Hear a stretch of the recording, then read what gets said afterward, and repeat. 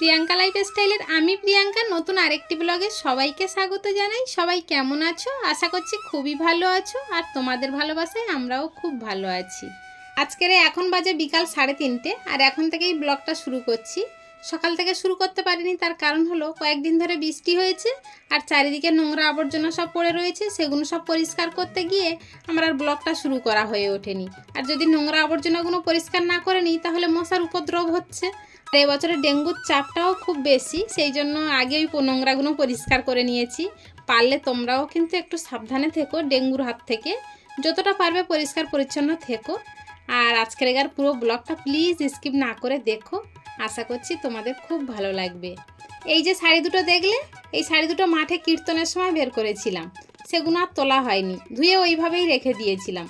এত পরিমাণে গরম পড়েছিল যে ঘরের মধ্যে আয়রনও করতে পারছিলাম না। আর একটু ফ্যান ছাড়া তো যাবে না, আর এই টিনের ঘরের মধ্যে দাঁড়িয়ে যে কতটা কষ্ট হবে সেটা তোমরা বুঝতেই পারছো। ওই জন্য আর আয়রন করিনি, রেখে দিয়েছিলাম। এবারে গরমটা কমতেই লেগে গেল বৃষ্টি। বৃষ্টি এমন হওয়া হলো যে 4 দিন অনবরত বৃষ্টি হতে লাগলো, কারেন্টও থাকতো না, ঝড়ও হলো। এই জন্য আর এগুলো আয়রন করতে পারলাম না। তবে আজকের একটু ওয়েদারটা ঠান্ডা আছে, কারেন্টও রয়েছে, আজকে দুপুরে আয়রন করে নেব। তাই বের করেছি, দেখো স্ট্যান্ডটাও বের করে নিয়েছি, মানে এখন তোমাদেরকে ব্যাক ক্যামেরায় দেখাতে হবে।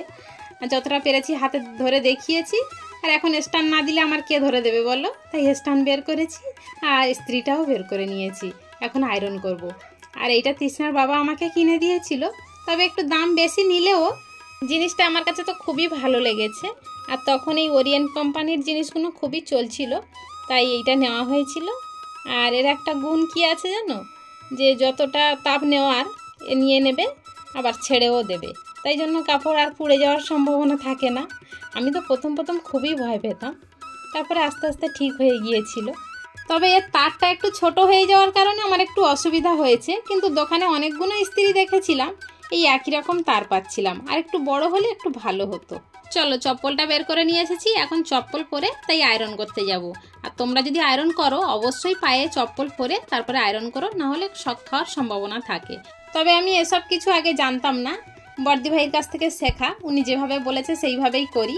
আমি আগে আয়রনও করতে পারতাম না, বর্দি ভাইয়ের কাছ থেকে শিখেছিলাম। প্রথম বর্দি ভাই এসে শাড়িগুলো সব আয়রন করে দিয়ে যেত, কিন্তু এখন আমি নিজেই করি।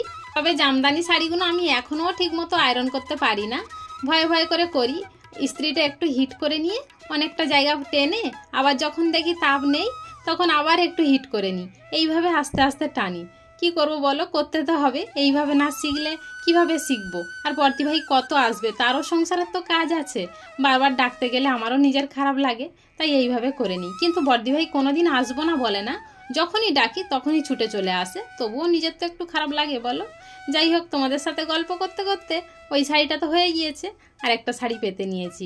যখন জামদানি প্রথম উঠেছিল তৃষ্ণার বাবা আমাকে এই শাড়িটা কিনে দিয়েছিল, তখন কিন্তু এই শাড়িগুলোর দাম ছিল ভালো, এখন তবু তো অনেকটা কমে গিয়েছে। শাড়িটা নতুন অবস্থায় 3 বার পরেছিলাম, তারপরে কাট পালিশ করতে দিয়েছিলাম, আর সেখান থেকে আমার শাড়িটা পুড়িয়ে দিয়েছিল।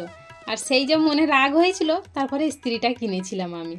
এবার চলো ইস্ত্রিটা ঠান্ডাও করে নিয়েছি, এটা প্যাকেটে ভরে ফেলি, নাহলে যেমন তেমন করে ফেলে রাখলে জিনিস তাড়াতাড়ি নষ্ট হয়ে যায়। ছোট জায়গার মধ্যে যদি গুছিয়ে না রাখি তখন আরও নোংরা লাগে দেখতে, আর যখন কাজে লাগবে তখন আর খুঁজে পাওয়া যাবে না।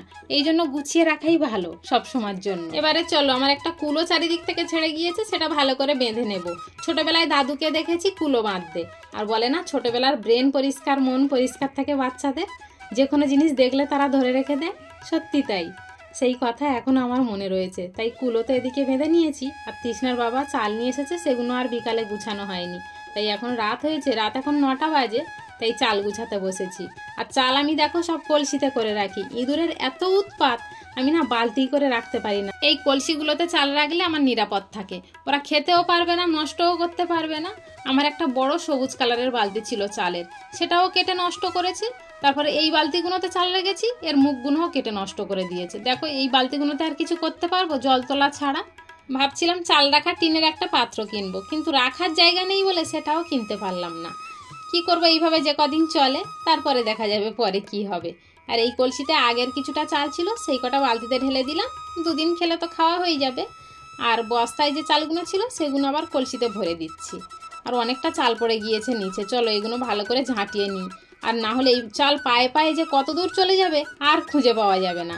আর এই চালগুলোর সঙ্গে রয়েছে প্রচুর বালি, দেওয়াল থেকে যেসব বালিগুলো পড়ছে সেই বালি কত নোংরা। আর হাত দিয়ে খুঁটে নিলে এটা আবার হতো না, কিন্তু হাত দিয়ে কতক্ষণ ধরে খুঁটবো, চারিদিকে তো ছড়িয়ে পড়েছিল। তবে রাতও হয়েছে, যাই হোক একটা ব্যবস্থা করতে হবে। তাহলে চলো ভিডিওটা আজকের এই পর্যন্তই রাখছি, আর বেশি বড় করছি না। দেখা হচ্ছে আবার কাল। ততক্ষণ পর্যন্ত সবাই ভালো থেকো, সুস্থ থেকো। আর ভিডিওটা যদি ভালো লেগে থাকে একটা লাইক, কমেন্ট আর ফলো করে পাশে থেকো।